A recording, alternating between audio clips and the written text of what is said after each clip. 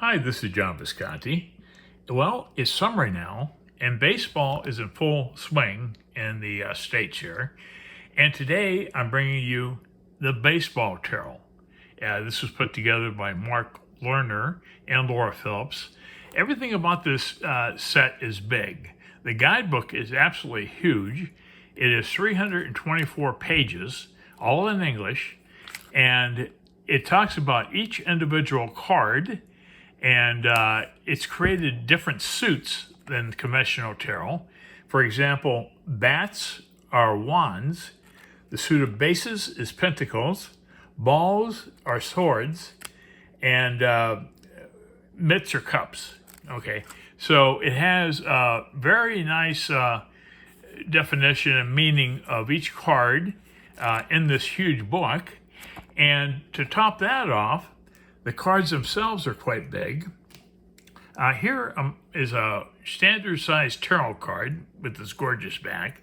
And if I compare it to the baseball tarot, you can see baseball tarot is probably 3/4 of an inch wider and 3/4 of an inch taller than a conventional tarot card.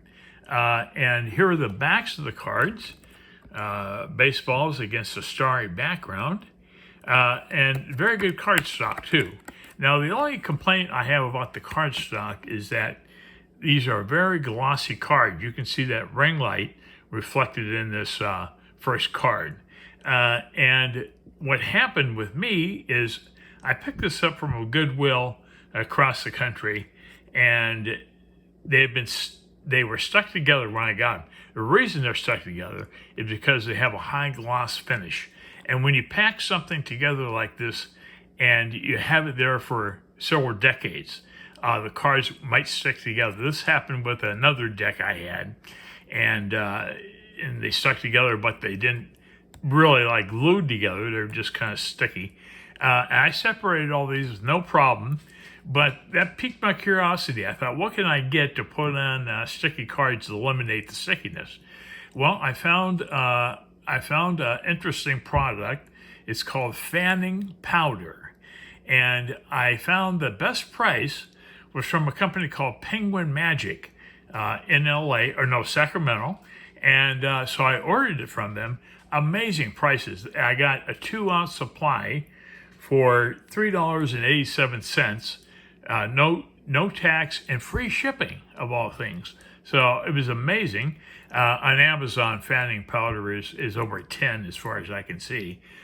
So I'm going to put a link for Penguin Magic in the description below. Give a shout out to them because they also offer different tarot decks, tarot deck card tricks, in addition to regular playing card tricks, dice tricks, you name it, they got it. And their prices are very competitive. So you can find a link to their website in the description below. And I believe I already showed you the back here. Yeah, baseballs against a starry background. So we're going to begin now. And I'm going to show 2 cards at a time to speed things up. And instead of regular suits and names of cards, it's completely changed up in the baseball tarot. On the left, we have card number 0, which should be the Fool. And on the right, we have card number 1, which is the All-Star, in lieu of the Magician. Now, the Rookie is the name for the Fool, and the All-Star is the name of the Magician. And the cardstock is very good, but I'm going to proceed now. Okay, card number 2 is the Coach, and card number 3 is the Natural, instead of the High Priestess and the Empress. And as you can see, these are different scenes. It's not just one particular team or age group or sex. It's a mix of different things for a little diversity. Okay, then next cards we have card number 4, the Legend, and card number 5, the Manager. And we have card number 6, the Team, and card number 7, Control. Okay. And we have card number 8 is power. And card number 9 is reflection. Okay. And we have card number 10 is the brakes. And card number 11 is the umpire. We have card number 12, the slump. And card number 13, retirement. Some of these card numbers and what they label them as, you can kind of relate to the comparable card in a regular tarot deck. Like retirement is like an ending or beginning of a new life in spirit, perhaps. And here we have a gentleman retiring from baseball. So he's ending something, he's beginning retirement, and so forth. But next we have card number 14, the hero, and card number 15, the goat. Okay, the goat, well, 15 would be the devil, obviously, so I can't quite see where the goat would compare with the devil, but there it is. Okay, then we have card number 16, the new ball game, and card number 17, batting 1,000.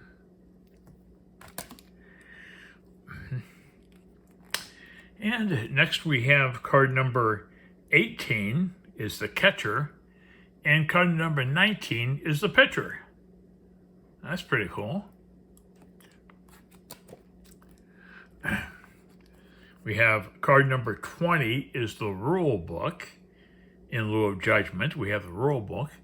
And card number 21 is the World Series. That's pretty cool. Then we move on to the suit of bats, which is equivalent to wands. And we have the ace of bats, beginning action, and the two of bats, take.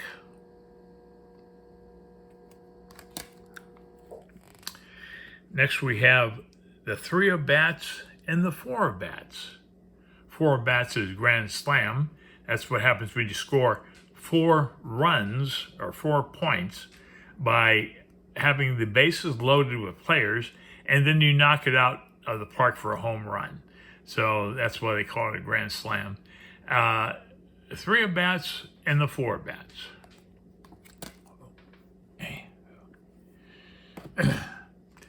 And next we have the 5 of bats and the 6 of bats.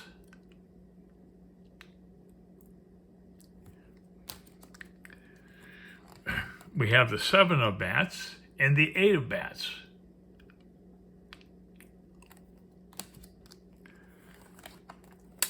Have the 9 of bats and the 10 of bats.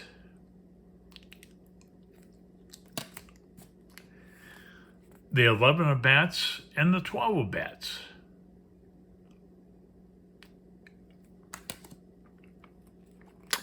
We have the coach of bats and the MVP of bats.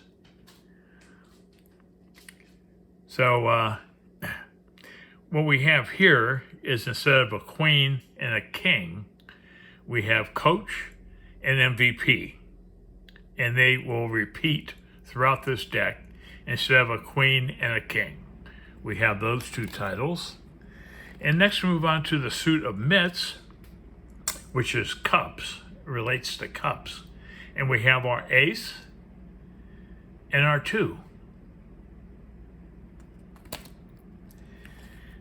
Next we have our 3 and our 4.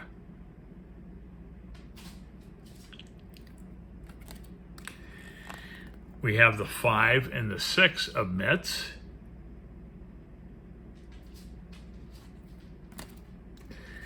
And the 7 and 8 of mitts.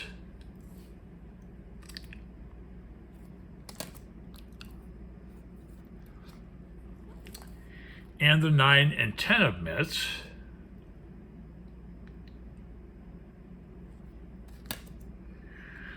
And we have the 11 and 12 of mitts. And we have our coach and our MVP, which means most valuable player, I believe. So we have the coach and the MVP wrapping up the suit of mitts.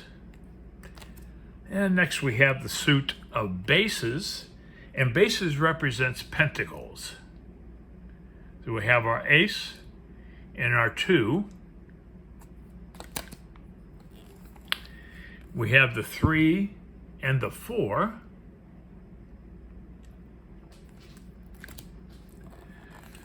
We have the 5 and the 6.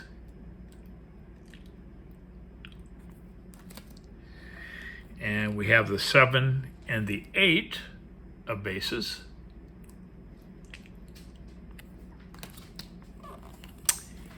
And the 9 and 10.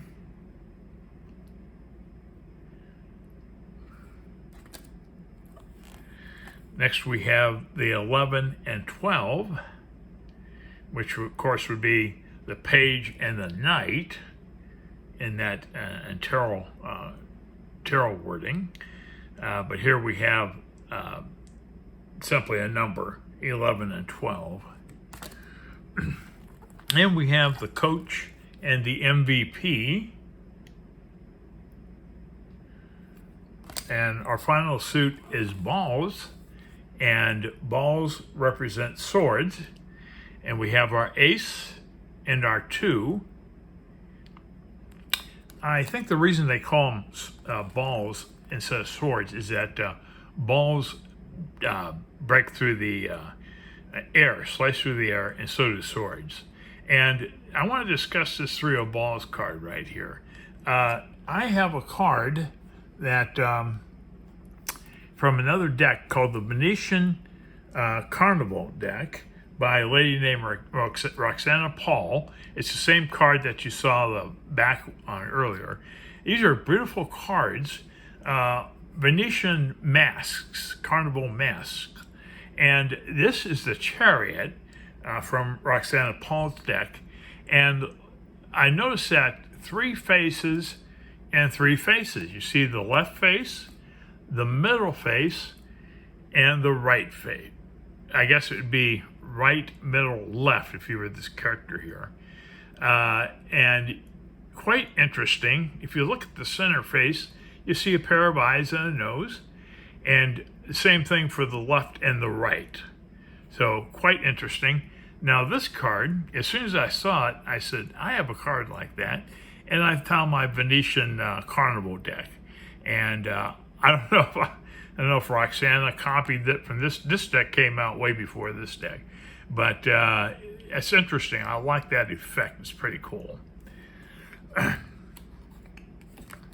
And next we have the 5 and 6 of balls.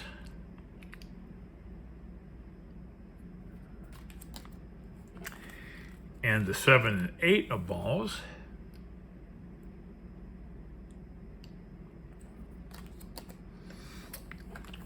And the 9 and 10 of balls.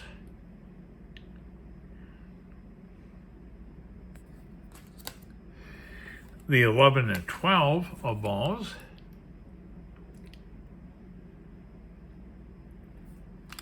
And finally, the coach and the MVP of balls. Well, that wraps up the deck. I hope you've enjoyed this. I don't know if I mentioned it, but you can get these for about $10, $11, free shipping generally, on eBay. There are quite a few of them out there. It was popular, I guess, at one time, and a lot of people bought it because there's quite a few for sale. And they're very nice cards, a nice deck. And I'm not really into sports very much, but I can appreciate a deck like this. And I have my catcher's net and ball here ready to go, so I thought I'd show you this deck. Anyways, well, I hope you've enjoyed this, and thanks so much for watching.